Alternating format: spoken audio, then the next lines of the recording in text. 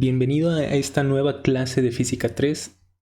En esta clase número 15 vamos a continuar nuestro estudio acerca del gradiente de un campo escalar. En especial vamos a concentrarnos en la geometría de un gradiente. Y vamos a calcular un ejemplo también.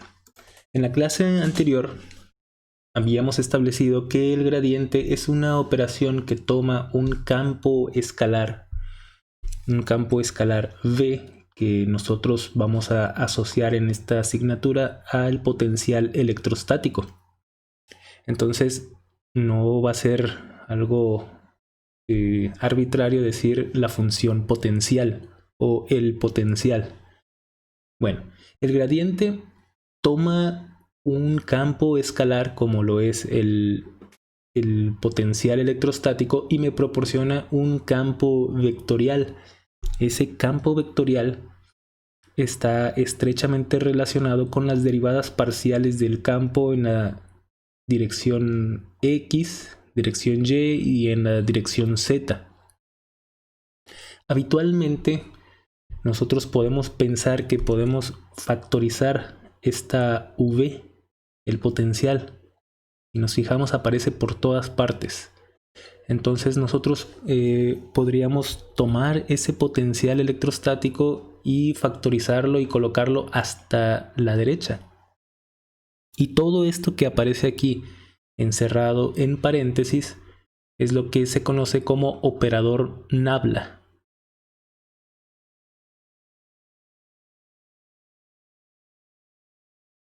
Este operador nosotros podemos manejarlo como si fuera un vector. También en la clase anterior establecimos que si tenemos un campo escalar, un potencial, una función potencial, y estudiamos las variaciones en esa función potencial, encontramos que esas variaciones pueden ser determinadas a través de este producto punto, de este producto escalar entre el gradiente de V y este vector que es el vector diferencial de desplazamiento. Entonces uno piensa en este vector diferencial de desplazamiento como aquel vector que conecta los dos puntos en los cuales la función potencial está variando. La interpretación geométrica de el gradiente es la siguiente. El gradiente en un punto es un vector perpendicular a una superficie equipotencial. Si nos vamos a libros formales, vamos a encontrar la definición precisa, una definición un poco más precisa de gradiente, entendiendo que el gradiente de una función escalar, en este caso se utilizan estos autores la letra griega phi,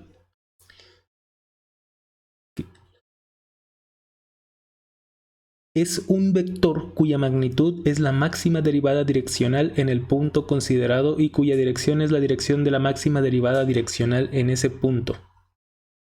Este tema de derivada direccional y profundizar en el estudio de estos operadores como el operador nabla es objeto de estudio del cálculo multivariable. Sin embargo, si te sientes curioso y quieres aprender más al respecto, puedes encontrar útil consultar este libro, Fundamentos de Electromagnetismo para Ingeniería. En este libro en especial, en el capítulo número 2, vas a encontrar que está este capítulo dedicado al análisis vectorial. Y aquí puedes repasar los temas que hemos estado estudiando en este curso. Suma y resta de vectores, multiplicación de vectores, sistemas de coordenadas, gradiente de un campo escalar. Ahí está el tema del gradiente y nosotros pues apenas vamos comenzando, pero vamos a ver la divergencia, el teorema de la divergencia y todos estos temas que aparecen aquí. Estos los vamos a ver en nuestra clase, así que si puedes ir leyendo de una vez de qué se tratan todos esos temas, pues puedes encontrarlos en este libro. De momento vamos a regresar aquí a este enunciado y vamos a identificar algunos elementos clave. Es un vector perpendicular y una superficie equipotencial. Si te hace falta recordar qué cosa es un vector perpendicular, pues te recomiendo que consultes el libro que te acabo de recomendar, o bien que repases los videos de esta clase que vimos al inicio del semestre. Y bien, vamos a comenzar por entender qué cosa debemos entender por una superficie equipotencial. Pensemos en una función potencial. Este potencial va a estar dado por x cuadrada más y cuadrada.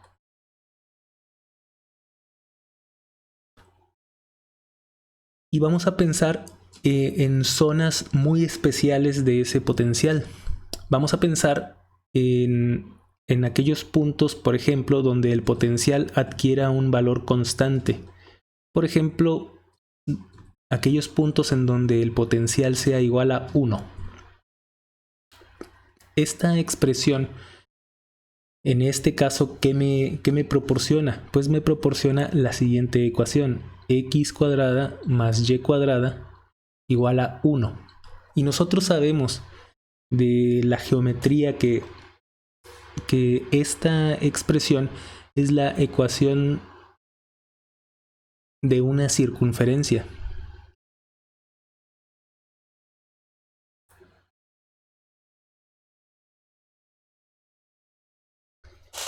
Y además de eso, esa circunferencia está perfectamente centrada en el origen.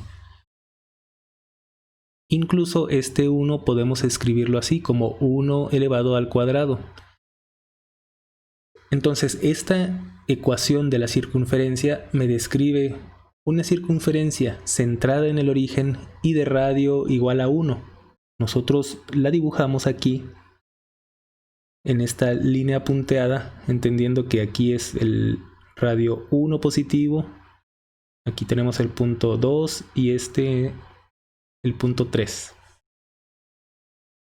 Si nosotros pensamos en la siguiente función potencial, el otro punto especial, aquellos puntos donde la función potencial tenga un valor de 4, entonces lo que nosotros obtenemos es que x cuadrada más y cuadrada tiene que ser igual a 4, y ese 4 lo podemos expresar como 2 elevado al cuadrado. Esta nuevamente es la ecuación de una circunferencia centrada en el origen de radio 2, la cual está indicada aquí como esta segunda línea punteada. Y finalmente, para fines puramente ilustrativos, si tenemos que la función potencial tiene un valor de 9, entonces, ¿qué es lo que obtenemos? Una circunferencia centrada nuevamente en el origen de radio 3. Y es la tercera circunferencia que estamos indicando aquí. Entonces, recordemos, esta es nuestra función potencial. Y la palabra equipotencial hace referencia a zonas donde el potencial tenga un valor constante, un valor igual. Debemos recordar que este prefijo equi debe estar asociado a la idea de igualdad. Entonces la palabra equipotencial pues va a significar aquellos lugares geométricos en donde el potencial sea constante. Y si nosotros tenemos un potencial como el indicado aquí, entonces esas curvas, porque estamos trabajando únicamente en 2 dimensiones por el momento, se llaman curvas equipotenciales. Y si nosotros estuviéramos trabajando con un potencial de 3 variables, un potencial en 3 dimensiones, entonces ahí sí nosotros tendríamos ciertos lugares geométricos para aquellos puntos donde el potencial sea una constante. Esos lugares geométricos se conocen como superficies equipotenciales.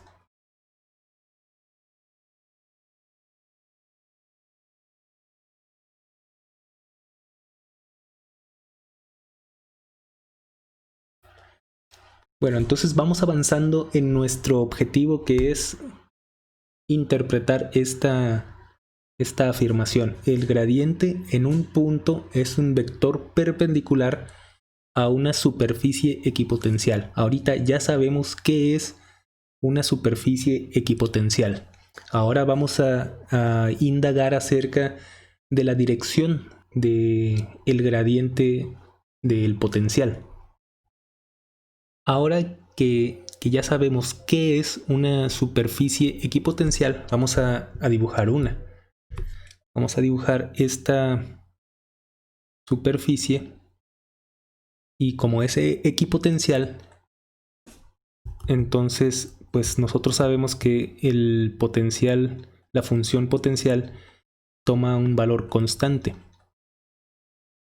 Imaginemos esta situación. Yo estoy en un punto sobre la superficie equipotencial y me muevo hasta este nuevo punto que pertenece también a la superficie equipotencial.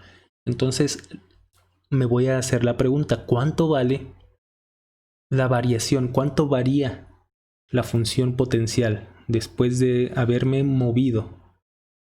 Pues la variación es 0, porque el potencial precisamente se mantiene constante. Si yo hago esto como el potencial final menos el potencial inicial,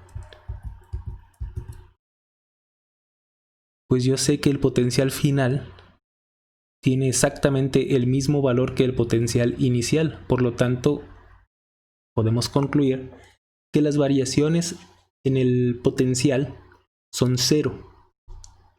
Debido a que estas variaciones en el potencial son 0, nosotros también podemos decir que el gradiente de V, producto punto dr, necesariamente tienen que ser igual a 0. Esto lo demostramos en la clase anterior, en donde establecimos que la variación en el potencial es el gradiente de V.dr. Debido a que esta variación es 0, nosotros pues tenemos la validez de esta expresión. Ahora debemos de tener en mente que nuestro vector de desplazamiento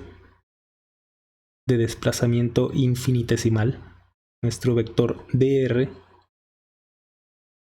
pues tiene cierta longitud. Quiere decir que es diferente de 0, necesariamente diferente de 0. El vector gradiente pues también es diferente de 0. Entonces podemos hacer la pregunta: ¿en qué circunstancias un producto punto nos puede dar 0? Pues bien, nosotros podemos aplicar la definición de producto punto, de producto escalar, y es la magnitud del primer vector multiplicada por la magnitud del segundo vector por el coseno que se forma entre esos dos vectores. Entonces dijimos, el diferencial de R tiene que ser diferente de 0, o sea, tiene cierta longitud, aquí está, tiene que ser diferente de 0. El gradiente pues también tiene que ser diferente de 0. Simplemente de momento no sabemos hacia dónde apunta. Entonces, si el gradiente tiene una magnitud diferente de 0 y el diferencial de R es diferente de 0 también, la única opción que me queda es que el coseno de teta sea necesariamente 0. ¿Y eso en qué situaciones se logra? Eso se logra cuando el ángulo es de 90 grados.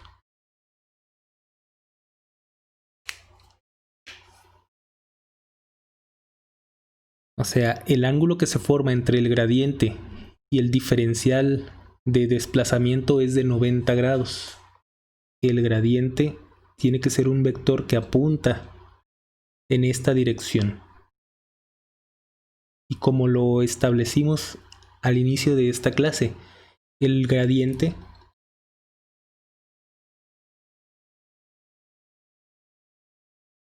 es un vector que apunta en la dirección perpendicular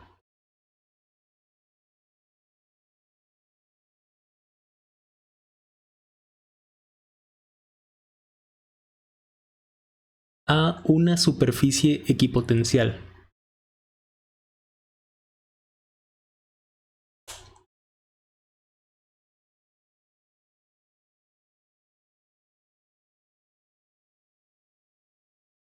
Y como prueba de esta afirmación, pues ya hemos determinado que el ángulo entre el diferencial de R, es que recordemos, yo me estoy moviendo sobre la superficie equipotencial. Este diferencial apunta precisamente sobre la superficie equipotencial. Y el ángulo que se forma con el gradiente es de 90 grados. A partir de aquí concluimos que el gradiente, que es este vector que señalo en amarillo, pues forma un ángulo, es perpendicular a la superficie equipotencial. Por lo general, las cosas siempre quedan mejor entendidas cuando utilizamos un ejemplo. Vamos a calcular un ejemplo en particular. Consideremos el potencial dado por esta expresión y vamos a considerar la superficie equipotencial B de XY igual a 9. Quiere decir que la superficie equipotencial es una circunferencia de radio 3. Ahora vamos a calcular el gradiente de B. Observamos que estamos trabajando en 2 dimensiones nada más, por lo tanto el gradiente lo podemos calcular simplemente como la derivada parcial de v respecto a x en la dirección y más la derivada parcial de v respecto a y en la dirección j, dado que nada más tenemos dos variables. La derivada de v respecto a x, nosotros sabemos que x cuadrada y y deben ser colocadas aquí. Y para calcular esta derivada se siguen exactamente las mismas reglas que en el cálculo diferencial tradicional. La única consideración adicional es que si yo estoy derivando respecto a x, debo tratar a y como si fuera una constante. Entonces nosotros sabemos que la derivada de x cuadrada es 2x y la derivada de toda constante es 0. Lo mismo la derivada de v respecto a y. Escribimos la derivada parcial. Y aquí lo que debe considerarse como una constante es la y. Por lo tanto, la derivada, es la x. La x es la que debe considerarse como una constante. Por lo tanto, su derivada es 0 y la derivada de y cuadrada es simplemente 2y. Vamos a sustituir estos dos resultados en el gradiente. Aquí tenemos 2x en la dirección y más 2y en la dirección j.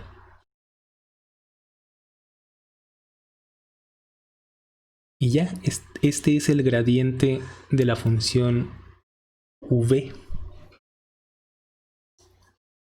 Ahora vamos a fijarnos en un punto en particular, por ejemplo este. ¿Cuáles son las coordenadas de este punto? Tiene coordenadas 3, 0. Pues bien, vamos a sustituir estos puntos en nuestro gradiente. Gradiente de v, y vamos a sustituir 2 por 3 en la dirección y más 2 por 0 en la dirección j. Esto es 6 veces i.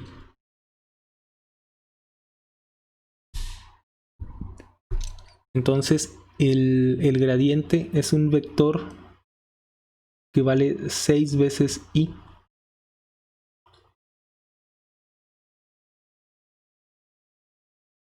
Queda dibujado más o menos así. Y recordemos, todo vector lo podemos trasladar, ¿sí? Los vectores los podemos trasladar sin alterar ninguna de sus propiedades. Por lo tanto, nosotros podemos tomar este vector y trasladarlo. De esta forma, efectivamente hemos verificado que en este punto 3, 0, el gradiente que está dibujado aquí en color rojo es un vector perpendicular. Forma un ángulo de 90 grados con la superficie equipotencial. Ahí está el ángulo de 90 grados.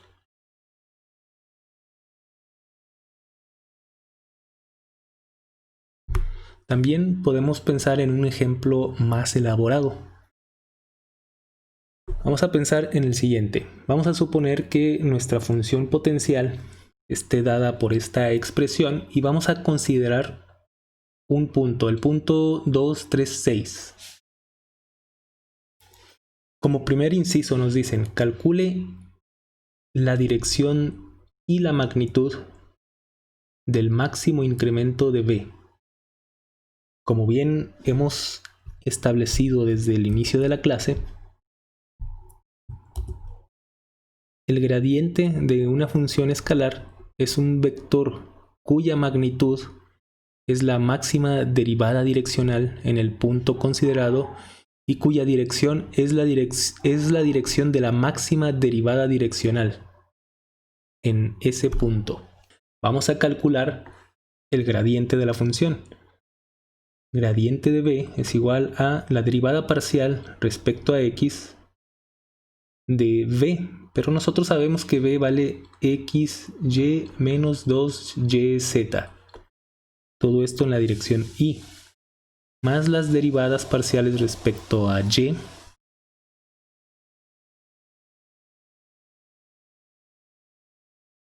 y respecto a z.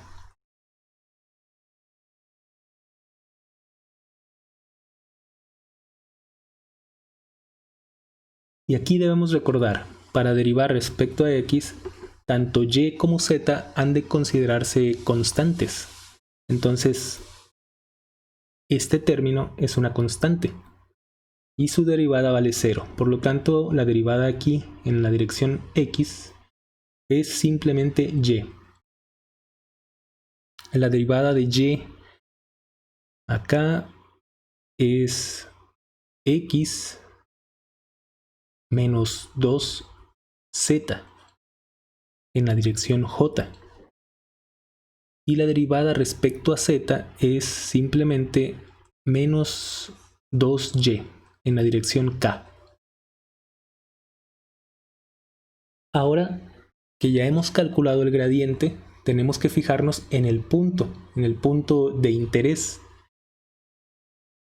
Gradiente evaluado en ese punto va a ser 3 en la dirección y más 2 menos 2 multiplicado por z, que vale 6 en la dirección j, más menos 2y, es decir, menos 2 por 3 en la dirección k. Y esto es 3, 6 por 2, 12, 2 menos 12, menos 10. Y finalmente 3 por 2 negativo es menos 6. Y como puedes observar, nuestro resultado coincide con el resultado del libro.